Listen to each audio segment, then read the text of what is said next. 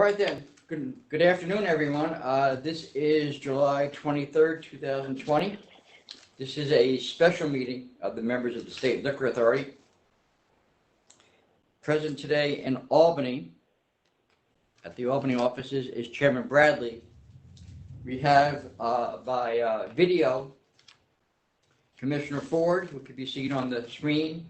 You also have Commissioner Fan. Commissioner Fan, can you just give us a shout out so we have you on the record? Hi, here. Commissioner Fan is here. Okay. And as far as staff, we have Councilor Meyerhoff, who's also joining us by video, and myself, Secretary of the Authority Donahue, who is here in the Albany offices. We have two items on today's. No, Commissioner Ford didn't say anything. Well, he's on the video. Oh, okay. So Fair. Everybody's a critic, I tell you. All right. I didn't know. We have. He's right down there. I know. I see him. Yeah. Oh, and we've got Commissioner Fan. All right, let's see if you pop over. I'm not seeing you. You're right now, Commissioner Fan, but hopefully you will on our system. There she is. No, not here. Okay. All right, so we have two items on today's calendar. They are both requests from Council's office for summary orders of suspension. The first item is 787N. Is Queens OP 1317433, which is 15003 West Court, doing business as Candela. I'll turn it over to Council Meyerhoff.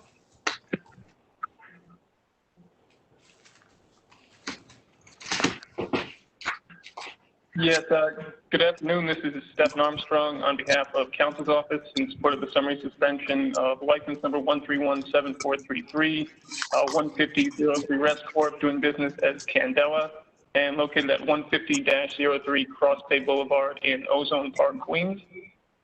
In June, the authority began receiving complaints from community members about this establishment. Those are attached as Exhibit 4. These complaints allege that the premises was permitting outdoor dining during phase 1 of the reopening, that there were DJs performing in front of the premises, patrons gathering on the sidewalk, drinking, dancing, and generally creating a lot of noise. When an SLA investigator visited the premises in July, he observed exactly these same things, the premises essentially operating as an outdoor nightclub. Now, the premises is licensed as a restaurant serving liquor, wine, beer, and cider. It was first licensed in October of 2019. Its method of operations has no music of any kind, no dancing, no security guards. It's located in a mixed-use neighborhood. It shares a building with approximately 10 other businesses, but is immediately adjacent to a residential neighborhood. The licensee principal is Michael Sidorakis. Turning to the executive order violations, SLA investigator Charles Travali first visited the premises on July 16th, approximately 11:30 p.m. He observed the establishment continuing to operate after the 11 p.m. curfew. There was loud music playing, several individuals dancing, as well as patrons standing without masks and with no social distancing being observed. The following night, investigator Travali returned, July 17th, approximately 9:15 p.m. This time he observed a DJ performing in front of the premises, loud music being played from a large speaker that had been set up on the sidewalk. There were numerous patrons congregating on the sidewalk, again with no masks, no social distancing. Investigator Travali observed a security guard who was not wearing a mask working at the front door of the premises. When Investigator Travali spoke to this individual, he confirmed he was working as a security guard. He showed his New York State security guard license. Also on that date, Investigator Travali spoke to a manager at the premises. This manager acknowledged that he was aware that a neighbor had been complaining about the noise, and at that time he lowered the volume on the sound system. Investigator Travali issued a warning to the manager both about the noise and the lack of mask and social distancing that he observed. Several hours later on that same night, approximately 1:20 a.m., Investigator Travali returned to the location. At this time, he observed the premises continuing to operate well after the 11 p.m. curfew. Patrons seated at outdoor tables, as well as a security guard working the front door. The dates that Investigator Travali visited the premises, July 16, 17, 18, with a later follow-up visit on July 20th, occurred during phase 2 of reopening. During this phase, Governor's Executive Orders 202.38 and 202.43 permit outdoor service on approved spaces subject to limitations put in place by the SLA and Department of Health. Now, in the relevant part, the SLA's guidance states food and or beverages can only be consumed while seated at a table, bar, counter, or similar contrivance. All staff of the licensed business must wear face masks at all times. All customers must wear face masks anytime they're not seated. The guidance also states in the question and answer section that licensees are only allowed to offer on-premises music if their license certificate specifically allows for such activity. The licensee is plainly not enforcing these requirements. Not only are they operating in violation of the governor's executive orders, they're also operating completely outside their approved method of operation by permitting dancing, DJs, and loud music. Clearly, they're doing this in an attempt to attract as many patrons as possible. And it appears that this has been going on for months. The complaints we received in June were consistent with what investigator Cervelli observed when he visited the premises in July. This morning, I reviewed the licensee's social media pages and found advertisements both for DJs and live mariachi bands that were posted in June of July in this year. In fact, there are advertisements like this going back to October of 2019 when the licensee was first issued their license. So clearly, this licensee had no intention of ever following. Continue to operate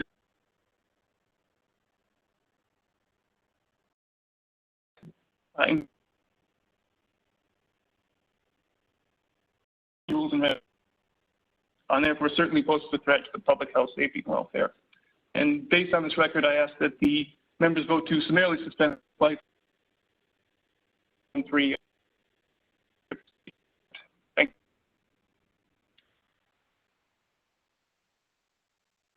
you. Hey, Stefan, when did you say they were first licensed?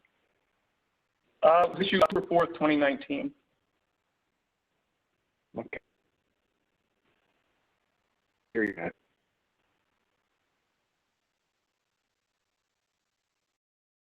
Commissioner Ford, checking it out.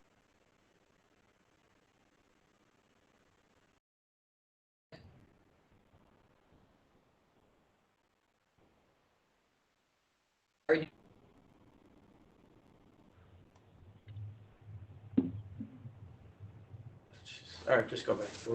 Go ahead, Commissioner, ask your questions. Sorry, no, nothing. My questions were, Only so I'm they've been licensed noticing since that the last October. WebEx is. Do they have any adverse history with the authority?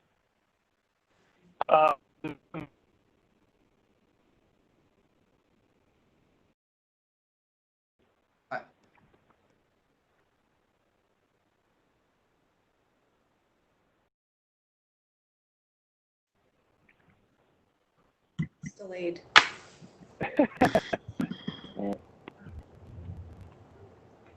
Let's just hold on first.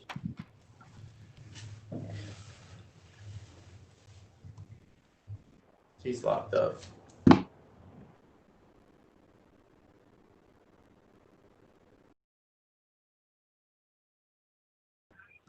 I'm good. All right, we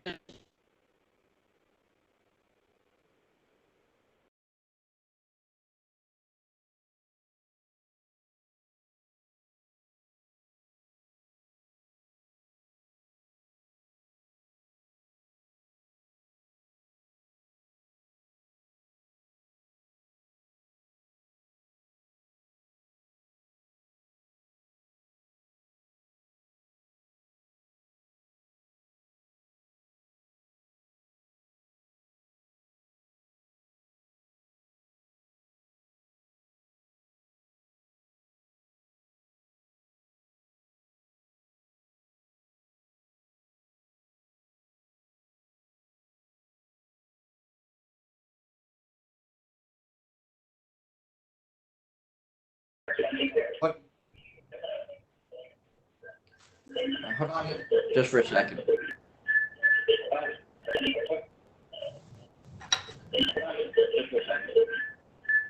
Can everybody just go mute your lines, just please?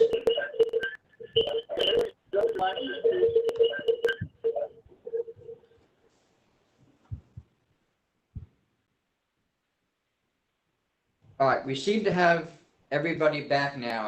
I see everybody here. Commissioner Ford, can you see us and hear us?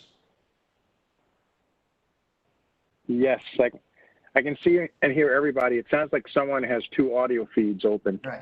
Commissioner Fan, I can see and hear you. Did you call in too? Yeah, I couldn't unmute before, and so I called in, but now that looks like it's more stable, so I've hung up. Okay. That's fine. Okay, you're good now. Gary, can you hear and see us as well? I can. Okay, great. Stefan, you're still there? Yes, I am. All right, then. So let me go back to where we were. Council Meyer, have you any comments to add to Mr. Armstrong's presentation? I don't. I think he said what needs to be said. Okay. Then Commissioner Fan, do you have any questions? Yes, I just want to ask the licensing history here. Was there I think I read in the materials that there was a denial and then there was a reconsideration request. And then did the matter come to full board? Is that how they got their license in the first place? There was a reconsideration request granted. I don't see an agenda sheet in workflow, so I don't know if it went before the full board. I mean, if more than likely it was probably denied for a deficiency, and then once the deficiency was cured on the reconsideration, licensing granted the reconsideration. Got it. So who set the stipulations? If there were stipulations, then it definitely came to the board, unless they were all. Right, because they have a no dancing, no DJs, no security guard stipulation, right? If they signed all of the stipulations that were given by the community board, that would not go to the full board. If you want me to, I can check right now. That would be helpful. Thank you.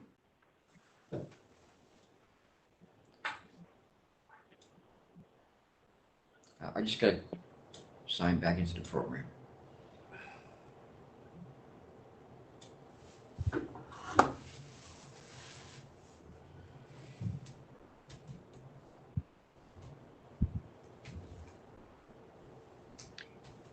And while Tom is doing that, let me ask Stefan another question. So you mentioned that there has been complaints since June. Do you have any more specifics about whether there was NYPD response to those complaints or anything was done that was part of the record here? Not that we're aware of. We reached out to the 106 precinct. They've not gotten back to us. We have not received any referrals from them at this time, though. Got it.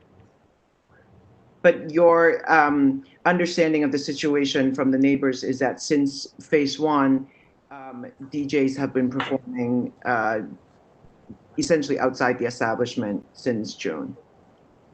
Yes, we have complaints from June 14th and June 19th that claim this. Okay, got it. All right, this matter did not go before the full board. There is a restriction saying no dancing. I don't know without looking further if that was just because they have it on their, that's how they put it down on the method of operation. So does it also say no music and no security guard? It just says no dancing. And without looking further, I don't know if that was from a community board stipulation or if that was from what they put on their application. If I'm looking at their application, it says, am I muted here? No. I'm looking at their application and it says, will the premises have music? It says no. Will the premises permit dancing? It says no. What about the security guard item? Topless security.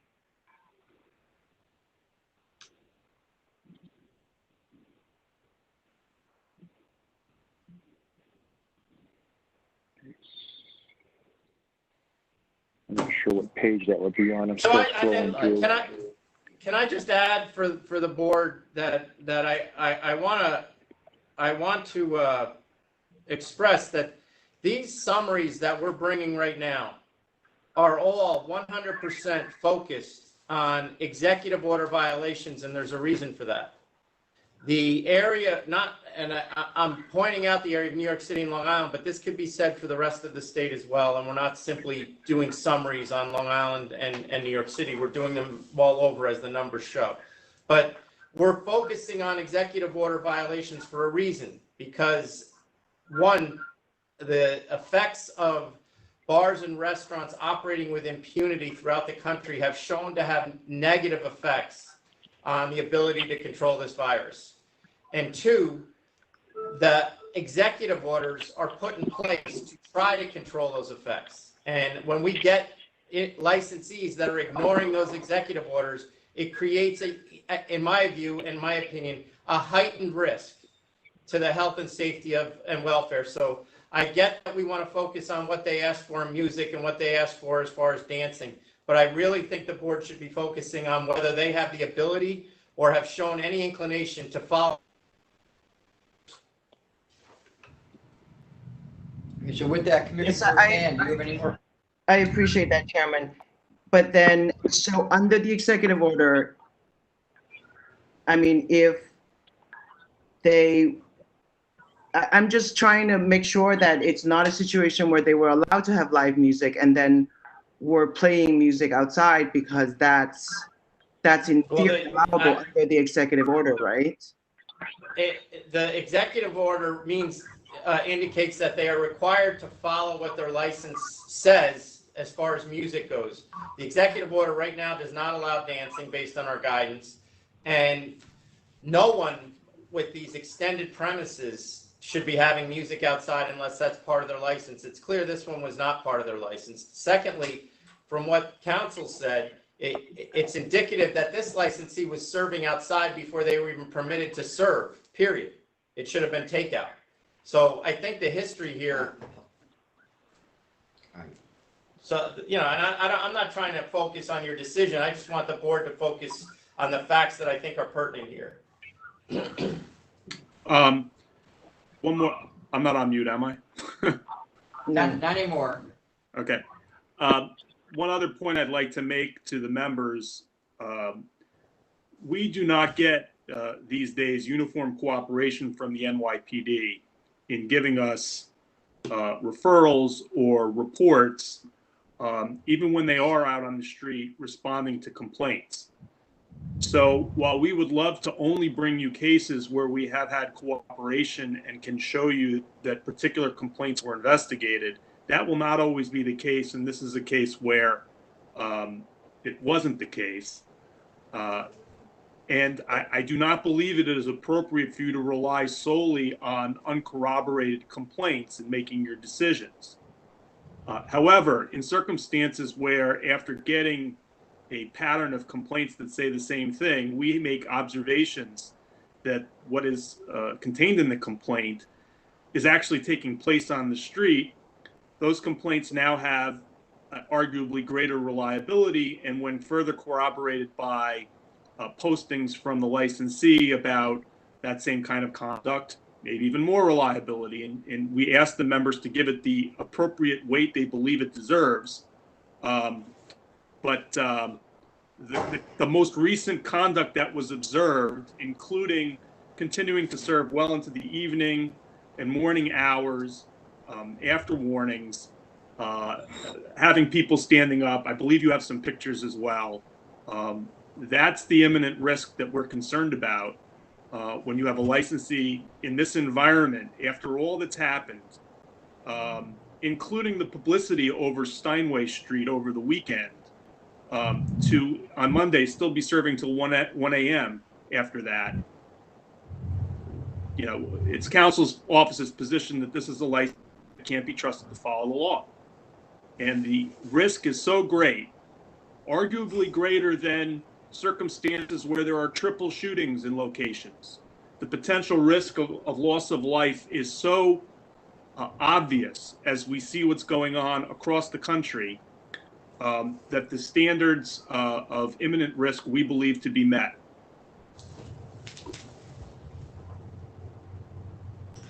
All right, Commissioner Fan, any other questions? No, I don't have any other questions. All right, Commissioner Ford.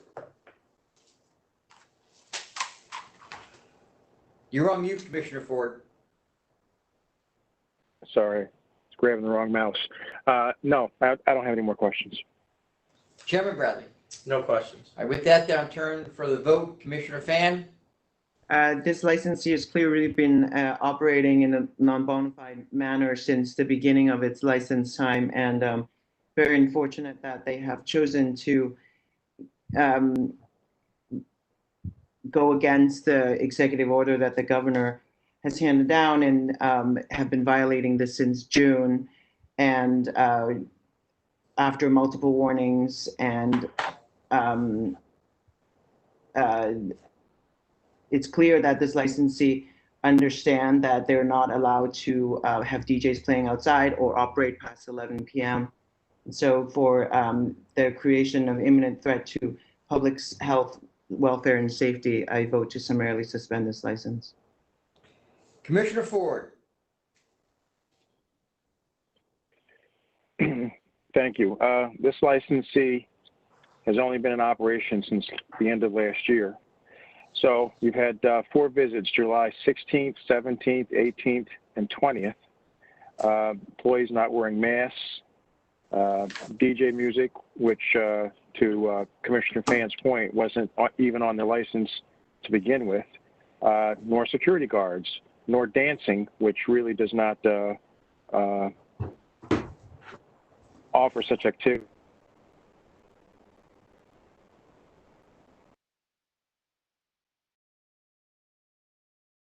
All that's not approved on a day. So plus they were open after close that they should have been closed, hours that they should have been closed. So I vote to summarily suspend as a public threat to the public health and welfare. And all those.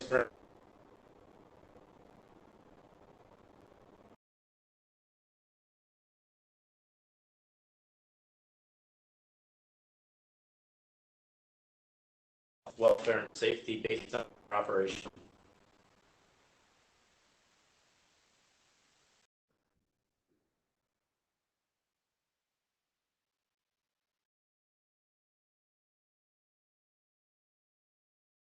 I,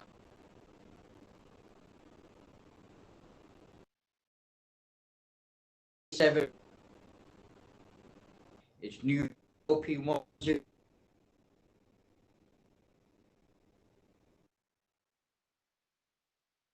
downtown.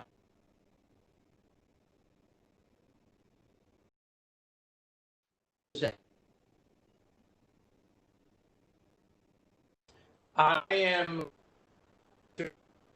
up from this vote. I'm sure you've all actually making observations myself with an investigator who is the witness in this case and was at this location at the time of the licensee. So I'm going to recuse myself and leave the room.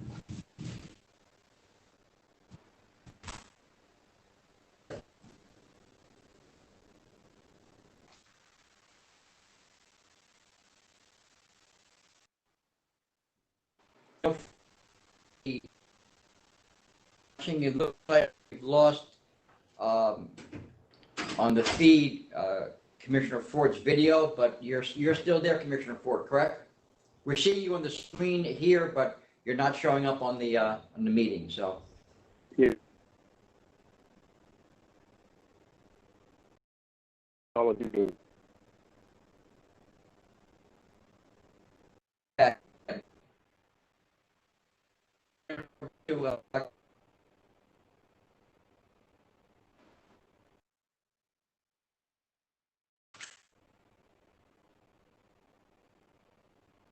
O'Donnell on behalf of his office.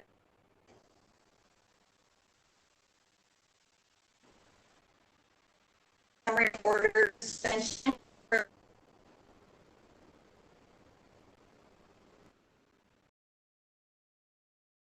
See.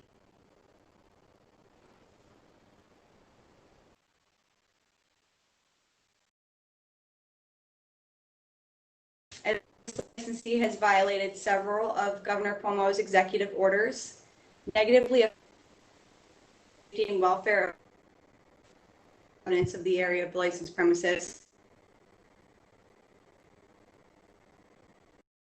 On 21st,